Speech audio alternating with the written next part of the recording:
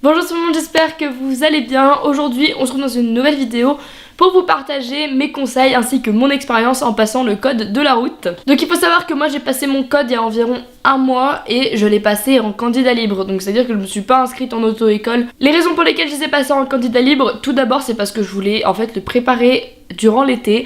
Et l'été j'étais pas du tout chez moi en fait et du coup je pouvais pas m'inscrire en auto-école pour réviser le code. Donc il fallait que je trouve une autre solution. Donc ce que j'ai fait c'est que je me suis inscrite sur un site internet qui s'appelle Ornicar. Je vous mettrai leur lien dans la barre d'infos. En fait à la base c'est une sorte d'auto-école en ligne. Mais moi tout ce que je fais avec c'est le code parce qu'ils proposent pas la conduite accompagnée. Quand on fait la conduite ils proposent que la conduite traditionnelle et pas la conduite accompagnée. Du coup j'ai passé juste le code avec eux. Donc ce que j'ai fait c'est que genre ils ont des cours en ligne et ils ont des QCM. Il me semble que ça coûte genre 30 € par an.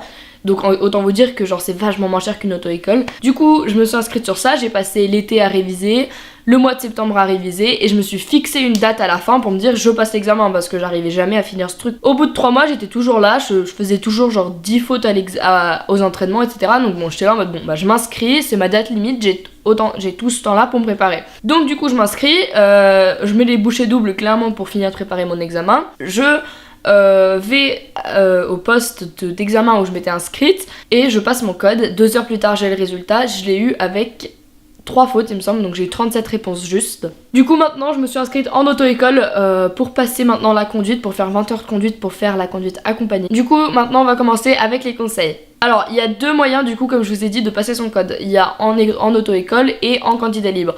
Moi j'ai choisi le candidat libre, mais si vous vous inscrivez en auto-école, c'est beaucoup plus simple en fait parce qu'il vous guide à travers toutes vos révisions, etc. C'est un peu plus guidé en fait. Si vous vous inscrivez en auto-école, c'est déjà plus simple et vous pouvez leur demander pas mal de choses parce qu'ils sont vraiment là pour vous accompagner.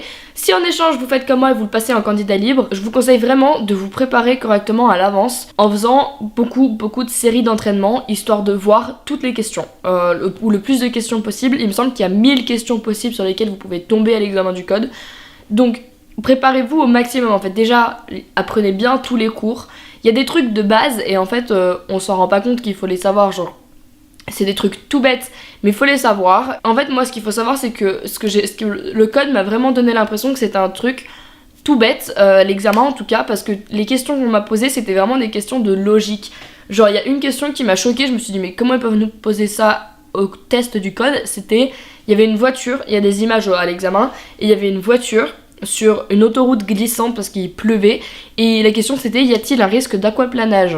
Bah oui, enfin c'est logique en fait, mais ce genre de vocabulaire etc, c'est tout le genre de truc qu'il faut savoir pour passer l'examen du code. C'est super chiant d'apprendre tout ça, c'est pour ça moi au bout d'1 mois je me suis dit bon allez hop ça me saoule, du coup j'ai un peu arrêté et quand je m'y suis remise j'étais en mode oups tant pis, du coup j'ai recommencé depuis le début. Mon conseil c'est vraiment de travailler à l'avance correctement et régulièrement parce que ça c'est la clé, un peu comme dans tout d'ailleurs. Si vous travaillez régulièrement vous aurez aucun problème à obtenir votre code. Mon deuxième conseil c'est de prendre votre temps, surtout si vous êtes en candidat libre, vous savez rien qui vous pousse à avoir votre code là tout de suite comme ça.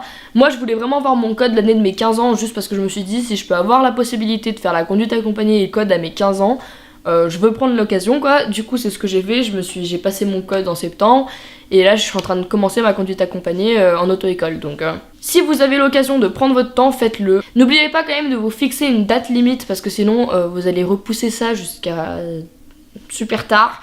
Croyez-moi au début j'étais là en mode bon bah je le passerai quand je serai prête, mais je crois que si j'aurais continué comme ça j'aurais pas encore été prête quoi, j'aurais été encore en train de faire mes séries. Donc franchement fixez-vous une date limite, mais entre temps prenez votre temps, vous stressez pas.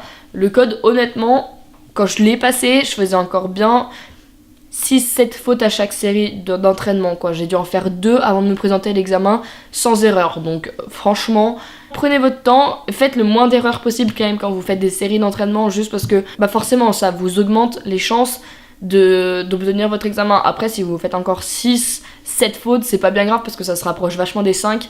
Et en général moi franchement même les séries faciles que je faisais en entraînement sur mon téléphone, même ça c'était plus difficile que l'examen du code.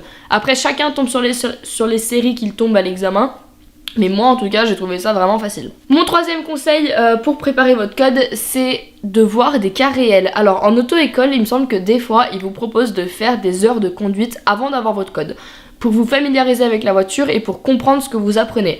Ça je trouve ça génial. Moi j'ai pas pu le faire parce que j'étais pas en auto-école, mais mes parents là quand j'ai appris par exemple les feux, ils m'ont mis devant la voiture et ils ont fait bouger les feux et ça me permettait de voir les différents feux qui existaient, etc. Donc ça c'est super intéressant d'étudier des cas réels parce que c'est comme en cours, si vous comprenez, si vous voyez physiquement ce que vous êtes en train d'apprendre, ça vous aide vachement à mémoriser votre truc.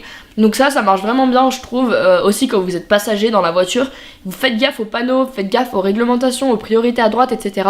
Et ça va vous commencer à vous mettre la tête en mode examen et en mode conduite en fait. Donc voilà, ça c'était mes 3 conseils pour préparer votre code au mieux. Donc n'oubliez pas qu'aujourd'hui, même si vous ratez votre code la première fois, vous pouvez quand même le repasser pour genre une trentaine d'euros max, parce que à la poste on le passe pour 30 euros. Moi mon code, je vous dis au total j'ai dépensé 60 euros pour le passer, entre l'inscription à Ornicar qui a coûté 30 euros et l'inscription au code qui coûtait 30 euros. Au total j'ai dépensé 60 euros, alors qu'en auto-école, en général c'est autour des 250. Donc n'oubliez pas que même si vous le ratez, c'est pas bien grave. Au pire, vous attendez le mois prochain pour être encore plus prêt, avoir fait beaucoup de séries, avoir revu vos cours, etc. Mais il n'y a pas de raison que vous le ratiez. Moi j'ai passé mon code dans un truc qui s'appelle Objectif Code. Je me suis inscrite en ligne en fait sur le site de Ornicar. Vous dites s'inscrire à l'examen et ça vous trouve plein de locations autour de chez vous, vous pouvez le passer. Donc j'arrive, là-bas il y a une petite salle d'attente, donc j'attends, on était genre 4 filles il me semble. Et donc là il y a le gars, il vient nous prendre, on y va, donc on marche vers la salle, là il y a tout le monde qui se regarde en mode on va rater notre vie. Du coup on rentre dans la salle, là il y avait en fait plein de tablettes individuelles. Je pensais pas en fait, moi j'étais encore dans le mode où le code ça se passait avec un diapo et avec des manettes où tout le monde répondait à la même question, alors qu'en fait pas du tout. Je sais pas pourquoi d'ailleurs j'avais ça dans la tête. Du coup voilà, il y avait des tablettes sur la table avec des casques. N'oubliez surtout pas votre convocation et votre carte d'identité valide, ou il me semble que c'est invalide mais en dessous de 2 ans. Genre il faut pas que votre carte soit périmée depuis plus de 2 ans. Mais bref, en gros une pièce d'identité et la convoque, et ça il le vérifie au moment de rentrer dans la salle en général. Du coup je rentre, je m'installe, il me donne une tablette, je peux m'asseoir et ensuite ça ouvre directement sur la page examen du code de la route. Vous allez rentrer les identifiants qui sont marqués sur votre convocation tout simplement, et ensuite il y a une petite vidéo qui va défiler avec les consignes en gros, donc ça va vous expliquer exactement ce qu'il faut faire, ce qu'il faut pas faire, le temps, tout ce genre de petits détails, et ensuite vous pouvez cliquer sur commencer l'examen et c'est parti. Ça dure une trentaine de minutes il me semble, et franchement moi les questions, il y avait 20 secondes pour répondre, je répondais avant que les 20 secondes soient lancées parce que dès qu'il y a une intuition, moi je la suis en général parce que je me dis la première intuition c'est souvent la bonne, donc je cochais la réponse et si j'avais 20 secondes pour réfléchir à ce que c'est bon, est-ce que c'est pas bon, et voilà je laissais ça comme ça. Surtout le jour du code, n'oubliez pas d'être logique, comme je vous dis votre première intuition est souvent la bonne, mais surtout voilà n'oubliez pas d'être logique et dites-vous que ça se passerait dans un cas réel. Donc imaginez-vous en train de conduire une voiture, il se passe tel truc, qu'est-ce que vous faites? Et en fait c'est ça qu'il faut se dire, moi c'est comme ça que je pense que je l'ai réussi clairement, parce qu'il y avait des questions, je suis en mode oula, et puis en fait c'est logique, il y avait une question par exemple, il y a un vélo très loin, il y a un piéton très près, où est-ce que je m'arrête? Après le piéton, avant le piéton?